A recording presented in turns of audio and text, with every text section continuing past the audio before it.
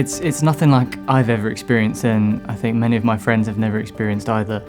So it's quite a surreal feeling when you're driving down the desert tracks towards the centre.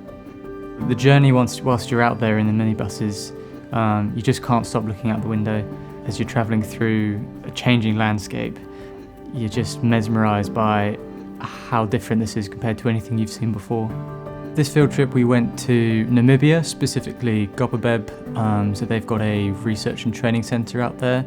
It's completely isolated in the middle of the desert. First day we were split into groups. We sent out to explore the local area, looking at dryland river environments, but also dryland weathering and aeolian processes that we could see.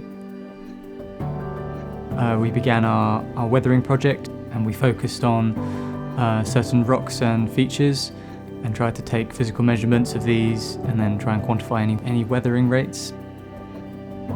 We followed along the Loughborough riverbed, which is completely dry, and then afterwards we started our aeolian project. So this was working on the actual sand dunes, which was an incredible experience. So we had to trek up these dunes and set up our equipment.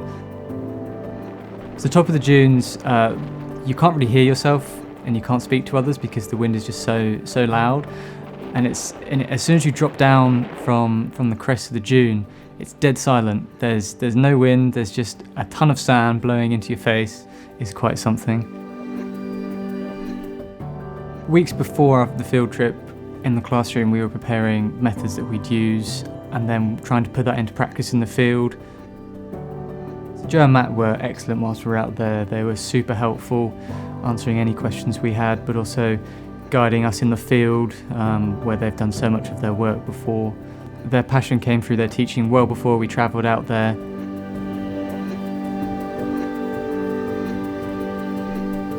So one of the standout moments from the trip for me was sitting on top of a dune with my friends, watching the sun go down.